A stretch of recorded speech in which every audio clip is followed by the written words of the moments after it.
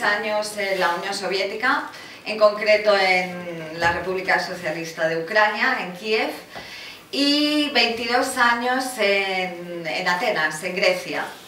Por eso me vais a disculpar por mi castellano. Yo os hablaré de la situación de la mujer en el socialismo. Como bien han hablado mis compañeras, os han hecho una trayectoria de la mujer en la sociedad de clases. Yo haré una trayectoria de la mujer en la sociedad socialista, en concreto en la Unión Soviética. El camino hacia la liberación de las mujeres de extracción obrera y popular, de la explotación y de la doble opresión, fue abierto en Rusia por la Gran Revolución Socialista de Octubre.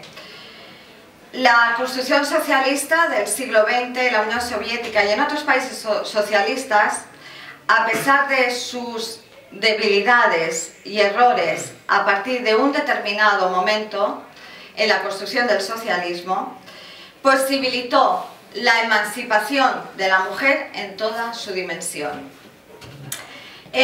La posición de la mujer en el socialismo era superior a la que tiene en la sociedad capitalista de hoy. El poder obrero y la socialización de los medios de producción sentaron las bases para que las mujeres consiguieran la igualdad en todos los ámbitos de la vida social. Cosa que no es posible alcanzar sin que sea derrocado el sistema de explotación, basado en la explotación y la desigualdad de género, sin el derrocamiento del capitalismo, y solo se conseguirá con la construcción de una sociedad basada sin la explotación del hombre por el hombre, la construcción de la sociedad socialista comunista. Para evaluar en su justa medida la contribución del socialismo a la liberación de la mujer, se deben tener en cuenta las condiciones de la Rusia zarista y los obstáculos que había que superar. La Revolución de Octubre de 1917 encontró a la mujer en una situación de auténtica esclavitud, soportando tanto la explotación de clase como la opresión por razón de género. El 80% de las mujeres obreras que trabajaban en la Rusia prerevolucionaria eran trabajadoras no cualificadas, en su mayoría sirvientas y cocineras. El 13% trabajaba en la industria y solo el 4% en la educación. Las obreras recibían la mitad del salario que el que recibía el hombre por el mismo trabajo.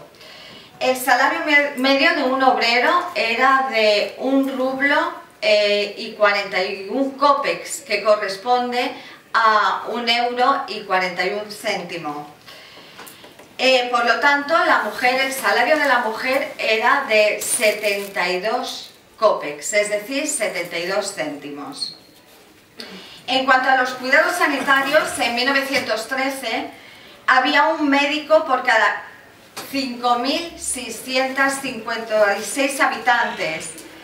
La mayoría de los médicos se concentraban en las grandes ciudades. Debe entenderse que en aquella Rusia semifeudal la atención médica básica y el tratamiento eran algo desconocidos para decenas de millones de habitantes. Ese mismo año solo había 7.500 camas para las mujeres embarazadas y solo el 5% de los niños nacían en hospitales, habiendo a consecuencia de ello una tasa de mortalidad elevadísima. Se estima que 1 de cada 3 niños moría antes de cumplir los 3 años. El analfabetismo era un fenómeno masivo. La tasa de analfabetismo era del 76% en general y entre las mujeres era el de 87%. Era extremadamente raro ver que una mujer supiera leer y escribir.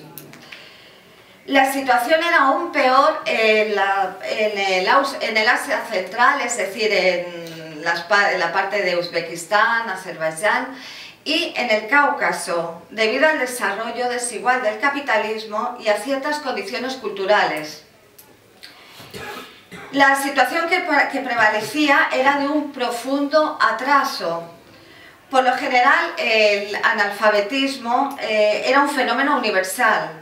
De hecho, antes de la Revolución, muchos dialectos en esas regiones eran simplemente hablados, es decir, no eran escritos.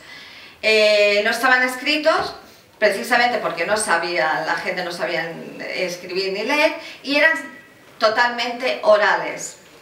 En su vocabulario se desconocían las palabras como los conceptos como escuela, libro o doctor.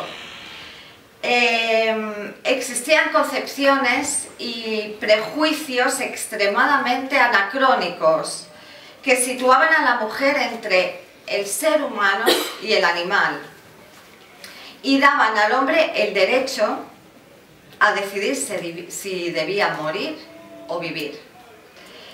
La construcción del socialismo, por lo tanto, tenía que superar problemas muy complejos. Uno de los primeros decretos de la Revolución Socialista de octubre, en 1917, dio plenos derechos políticos a las mujeres. En aquella época solamente tenían derechos políticos en 6 países del mundo. Ese decreto fue aprobado en diciembre de 1917, como veréis, 2 meses después del triunfo de la Gran Revolución Socialista de octubre. Desde sus primeros meses, el poder soviético llevó a la práctica la igualdad jurídica entre los sexos. Se abolieron todas las leyes que establecían la subordinación de la mujer, que la mantenía en un estado de sometimiento al hombre. Se derogaron también las leyes que contemplaban como ilegítimo a la concepción del hijo fuera del matrimonio. Se dio el derecho a las mujeres de denunciar al hombre que no reconociera como biológico a su hijo. Se legalizó el matrimonio civil y se reconoció la igualdad de derechos entre el hombre y la mujer dentro de la unidad familiar, y la prostitución fue prohibida y se adoptaron medidas para su futura erradicación.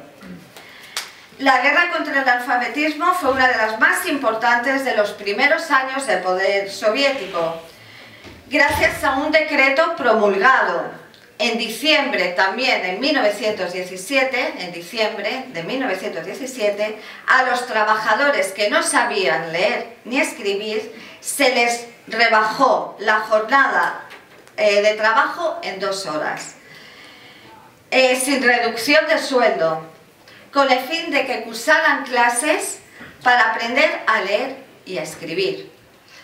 Entre 1917 y 1920 aprendieron a leer y a escribir unas 7 millones de personas, incluyendo entre ellas a 4 millones de mujeres. La igualdad que consiguieron las mujeres en el socialismo no se limitaba a los derechos y libertades, no se agotaba en la igualdad jurídica con el hombre. El poder soviético hizo un esfuerzo continuo y persistente para garantizar la igualdad ante la ley, y que no fuera solo formal, sino una igualdad real en todos los aspectos de la vida. Gracias al poder obrero, los trabajadores, tanto mujeres como hombres, consiguieron un papel protagónico en los soviets, que constituían la base del poder, legislaban, aplicaban las decisiones, ejerciendo el control y dentro de la planificación centralizada dirigían la producción y la distribución de la producción. El partido bolchevique además hizo un esfuerzo para atraer a las mujeres de la clase obrera al poder. En el segundo congreso de los soviets de toda Rusia en 1917 se votó por la participación de las organizaciones de mujeres junto con otras organizaciones de masas para la dirección del Estado. La participación activa de la mujer se encontró al principio con dificultades debido a las anticuadas concepciones que aún predominaban sobre la posición y su papel, Este esfuerzo persistente tuvo como resultado el aumento continuo de trabajadoras y agricultoras en los soviets y en los tribunales populares. Entre 1922 y 1928 el número de representantes femeninas aumentó 9 veces, llegando a los 83.700. En los años 70 las mujeres representaban el 35% del Soviet Supremo y el 45,8% de los soviets locales. Mientras que en los Estados Unidos solo ocupaban el 5% de los gobiernos federales y locales. En el socialismo, y los trabajadores, aparte de ser productores, se convirtieron en dueños de la riqueza de su trabajo. En los primeros meses de la existencia de la Revolución Socialista de Octubre, se estableció la jornada laboral de 8 horas. Los trabajadores tenían un día libre a la semana y el derecho de tener permisos y vacaciones cada año. Se aseguró un trabajo fijo para todos y se eliminó el fenómeno del paro. El desarrollo de las fuerzas productivas permitió nuevas conquistas durante la construcción socialista. En el año 1956, la Unión Soviética estableció la jornada laboral de 7 horas con 5 días de trabajo a la semana. Las vacaciones fueron aseguradas como un derecho para todos y todas, y el Estado soviético se encargó de crear la infraestructura necesaria para el descanso y recreación de los trabajadores-trabajadoras, como por ejemplo casas de descanso, cines, teatros, saunas, gimnasios. Estas conquistas no tenían precedentes en la época que se produjeron, sino que actualmente son un faro para la clase obrera y demuestran que pueden ofrecer a los trabajadores la emancipación de la explotación del capital. El trabajo dentro de la producción socialista se convirtió en un elemento clave para la emancipación de la mujer. Se legisló una igual remuneración tanto para hombres como para mujeres por el mismo trabajo. No obstante, la igualdad en el socialismo tenía en cuenta las diferencias físicas entre ambos sexos a la hora de asignar sus funciones del trabajo, tanto en lo que respecta a la fuerza física como a otras particularidades del organismo de la mujer, por ejemplo, el embarazo y el periodo. Tengo que destacar aquí que incluso entre los años 1920 a 1930 y después también, a las mujeres cuando tenían la menstruación del periodo se les daba un permiso de cuántos días ellas necesitaran, 4 o 5 días, una semana. El trabajo, la diferencia del organismo de la mujer y sus necesidades particulares se tuvieron en cuenta y se adoptaron todas las medidas necesarias para su cuidado en los lugares de trabajo.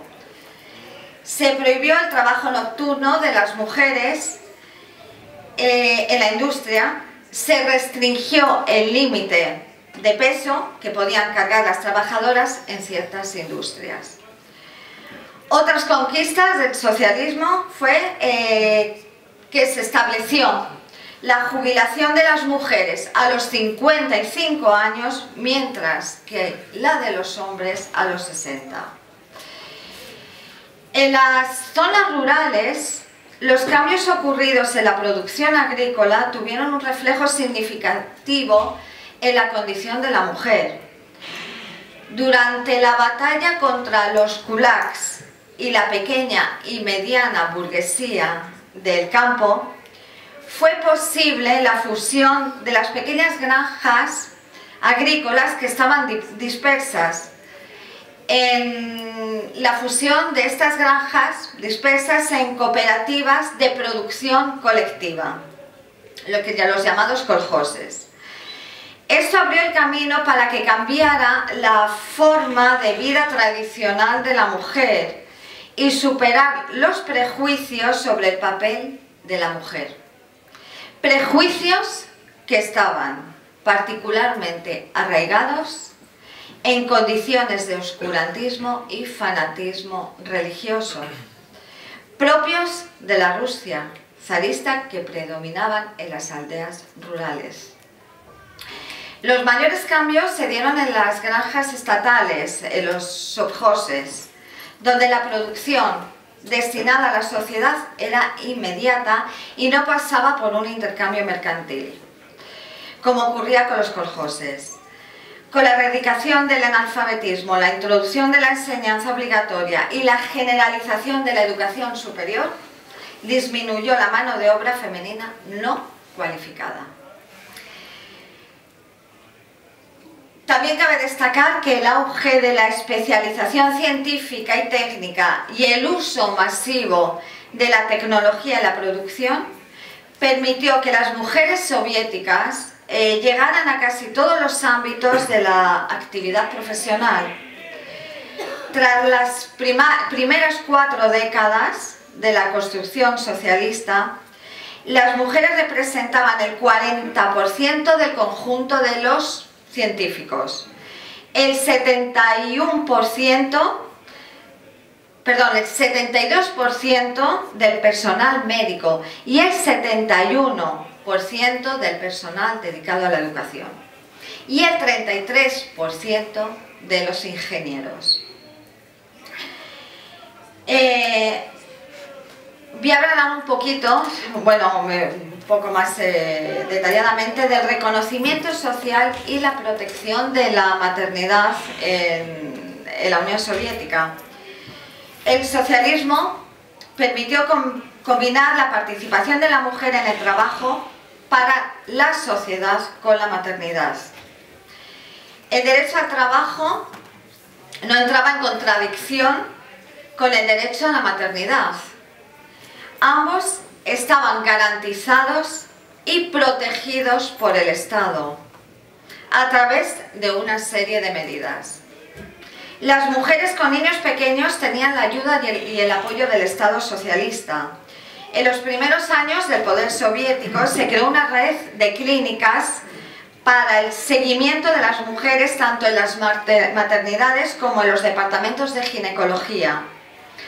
Una red similar operaba en las aldeas rurales y en los kolhoses, en las granjas colectivas, como ya he dicho antes. Se resolvió por completo el problema para asegurar la atención médica para todas las mujeres durante el parto. El 19 de noviembre de 1920 se estableció un decreto sobre el cuidado de la salud femenina y el carácter libre del aborto, lo que convirtió a la Unión Soviética en el primer país del mundo en legalizar la interrupción del embarazo a solicitud de la mujer. Una serie de leyes específicas y muy estrictas Protegían a las mujeres trabajadoras durante el periodo del embarazo y después del parto. Cada madre tenía derecho a 4 meses de permiso, 2 meses antes del parto y 2 meses después. Con el sueldo completo, sin reducción del sueldo. Si deseaba dejar de trabajar durante un año para cuidar del niño u otros motivos, la ley garantizaba el derecho a regresar al mismo puesto de trabajo que tenía antes. Existían comedores que funcionaban en los lugares de trabajo, los cuales preparaban comida especial para las mujeres embarazadas y para satisfacer sus necesidades dietéticas particulares. Las madres tenían derecho a un descanso de 30 minutos cada 3 horas para amamantar al niño. Quiero señalar que las guarderías infantiles y los jardines infantiles se encontraban dentro del lugar de trabajo o al lado del lugar de trabajo. Por eso la mujer podía con media hora ir a amamantar a su hijo y volver a su puesto de trabajo. A las madres o a las familias se les pagaba un extra como apoyo adicional y a las familias para satisfacer las necesidades derivadas del nacimiento del niño. En 1927 se pagaba 30 rublos por cada nacimiento y otros 7,5 rublos cada mes durante 9 meses. Las necesidades adicionales y especiales del organismo de la mujer derivadas de su función reproductiva estaban protegidas en el marco de un sistema íntegro de salud. En 1918 fue fundado por el Comisariado del Pueblo el Departamento de Bienestar Social para la protección de la maternidad y de la madre y del niño. Su funcionamiento aseguró la protección del feto, el desarrollo del niño y el cuidado de la salud de la madre.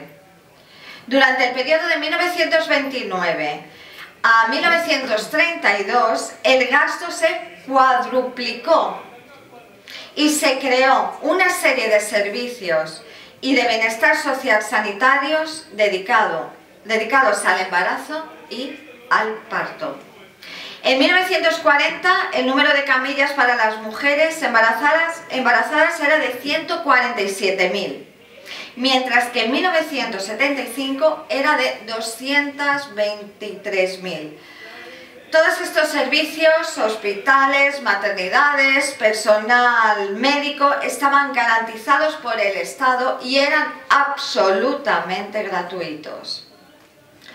Tanto la atención médica y el tratamiento como la promoción de la salud de la población se tradujeron en una reducción drástica de la mortalidad, tanto la infantil como la población en general, aumentando la esperanza de vida. En 1987, la protección estatal de la madre y del hijo en la Unión Soviética se tradujeron en más de 28.000 consultas médicas en hospitales hacia la madre y apoyar a la pareja. Consultorías, guarderías y jardines de infancia llamadas casas de la madre y del bebé. Después del nacimiento del niño, los padres recibían la ayuda y el asesoramiento del personal cualificado para el cuidado de sus hijos, que incluso visitaban a los padres en el hogar familiar. Las guarderías y los jardines de infancia se encontraban dentro, como ya he dicho antes, del lugar del trabajo o al lado. Estas infraestructuras eran públicas y se ofrecían de forma gratuita o con un coste mínimo. En el número de guarderías, en 1927, el número de guarderías y de casas de la madre y del bebé era de 1.705, en las ciudades, y en las aldeas rurales de 4.110. En 1977 había más de 106.000 guarderías y jardines de infancia con capacidad para 11.700.000 niños. El presupuesto proporcionado por el Estado para el cuidado de los niños en guarderías, jardines de infancia, campamentos y otras actividades preescolares aumentaba continuamente. De este modo, la mujer podía participar en la producción y no abandonar el trabajo debido a la maternidad, aparte de tener su tiempo libre para ella, ya que cada lugar de trabajo tenía sus comedores, al igual que los jardines de infancia, las guarderías había comedores, los niños comían allí, ella comía allí, etcétera, etcétera. Se proporcionaba un especial apoyo a las familias monoparentales y a las familias numerosas. Esto incluía subvenciones para la compra de ropa, muebles y otros bienes, así como para disponer de más plazas en las casas de descanso, que era donde los trabajadoras soviéticas pasaban sus vacaciones. Durante el socialismo, el hogar y la crianza de los hijos no se consideraba un asunto exclusivamente individual que recayera principalmente en la madre. La contribución de las mujeres en la construcción de la sociedad socialista fue muy importante. Una condición indispensable para el triunfo de la revolución socialista y también para la construcción de la nueva sociedad socialista es la acción, la participación activa, la contribución de la clase obrera y los sectores populares. La mujer soviética representó una importante contribución a la causa de la construcción socialista. Ellas reconocieron la Revolución de Octubre como su mayor aliado en su lucha para deshacerse de la doble opresión y explotación. Correspondieron a su deber y se mantuvieron firmes en la defensa del socialismo. Incluso se sacrificaron cuando fue necesario. La consolidación del poder soviético no fue fácil. Las fuerzas de la burguesía, con la ayuda del capital internacional, hicieron todo lo posible para derrocarlo.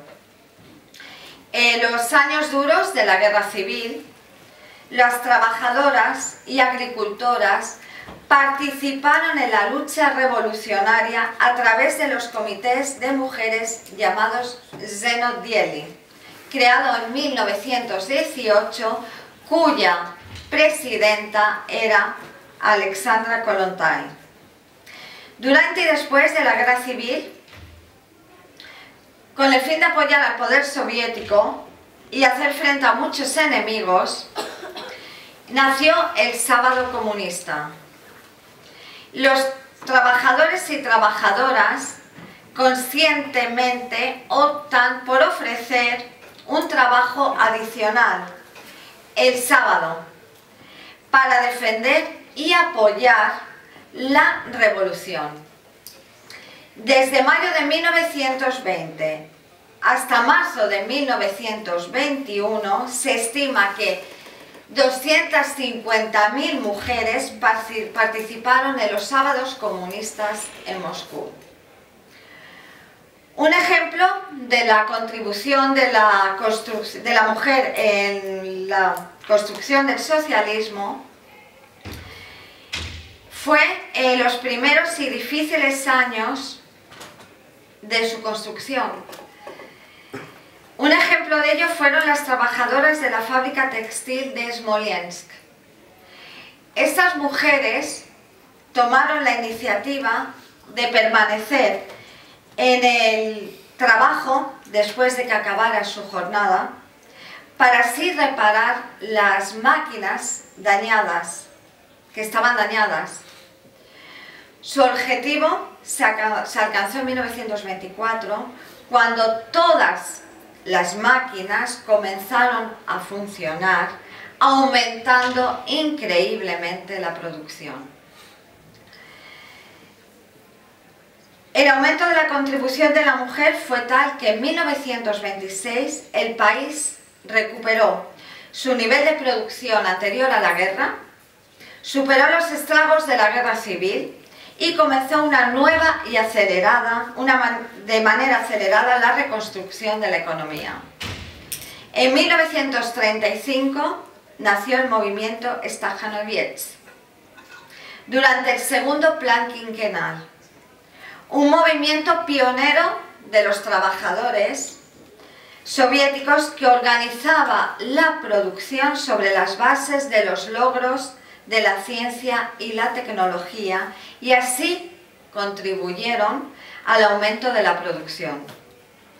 Muchas mujeres participaron en este movimiento, mujeres pioneras que dieron el impulso al desarrollo de la producción. Un ejemplo de ello fue la ucraniana Pasha Angelina, que como directora de la fábrica de tractores logró reorganizar la producción de manera que se cultivaron 1.225 hectáreas por tractor en lugar de 300, que era la cuota de rendimiento establecida hasta entonces.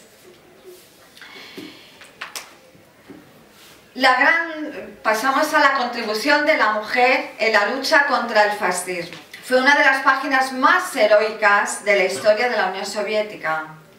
En la titánica lucha del pueblo soviético contra el fascismo, un papel protagónico lo tuvieron las mujeres. Su contribución fue significativa tanto en el frente como en las luchas por el intento de adaptar la producción a las necesidades militares. Hasta finales de 1941, más de 130 fábricas fueron trasladadas de las zonas amenazadas del este del país, con el fin de que siguieran funcionando. Cientos de miles de mujeres trabajaban en ellas. Sustituían en la producción a los hombres que luchaban en los frentes. Las trabajadoras de una fábrica de Moscú escribieron a sus compañeros en el frente lo siguiente: para nosotras no hay frente ni retaguardia, pero vamos a trabajar día y noche si es necesario. Y si es necesario, iremos a luchar junto a vosotros, compañeros. En los coljoses, más de 1 millón de mujeres llegaron a ser conductoras y mecánicas. Trabajaron duro y lucharon con el fin de garantizar los alimentos para los soldados y el resto del pueblo. Además de cubrir las lagunas de la producción, 1 millón de mujeres participaron en las batallas del frente, en las líneas del Ejército Rojo y en el movimiento partisano. En Moscú participaron en la creación de la zona defensiva, en la construcción de barricadas, zanjas antitanque y otras trincheras. En la ciudad sitiada de Leningrado se hicieron cargo de los heridos y de los huérfanos. Ellas lucharon duro para mantener la vida en la ciudad, a pesar del hambre y el frío y a pesar de las pérdidas de la guerra.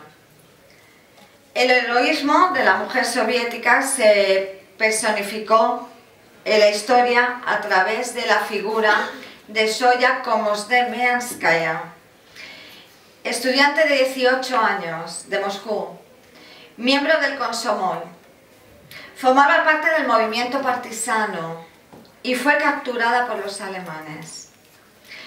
Fue brutalmente torturada y finalmente ejecutada. Los nazis no fueron capaces de doblegarla. No reveló nada. ni uno de los nombres de sus camaradas y no dio ninguna información que les pudiera ser útil. El estancamiento, ya termino, el estancamiento y el declive que se produjo a partir de un determinado momento en la construcción del socialismo solo podía tener un impacto negativo en el curso de la erradicación y la desigualdad de la mujer. El debilitamiento gradual de las relaciones socialistas de producción y el fortalecimiento de las relaciones mercantiles que comenzaron tras el 20 Congreso del PQS fue un obstáculo para la conquista total de la igualdad de la mujer. Al mismo tiempo se cultivaban la complacencia y el engaño que ya en el socialismo la igualdad era una realidad. Con la perestroika, vehículo de la contrarrevolución, volvieron las percepciones retrógradas. Se volvió con fuerza a las llamadas percepciones tradicionales. La participación de las mujeres en la producción se atribuía como causa del debilitamiento de los vínculos familiares.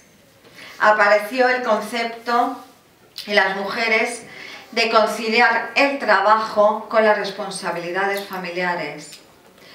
Se hablaba incluso de volver a lo que se consideraba misión puramente femenina, es decir, derrocar todas las conquistas del socialismo referente a la igualdad, a la condición y a la igualdad de la mujer.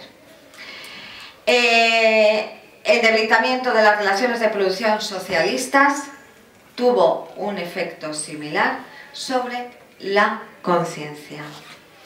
Y bueno, ya sabemos la implantación del capitalismo en la Rusia actual y por lo tanto la implantación del patriarcado, algo inherente al capitalismo.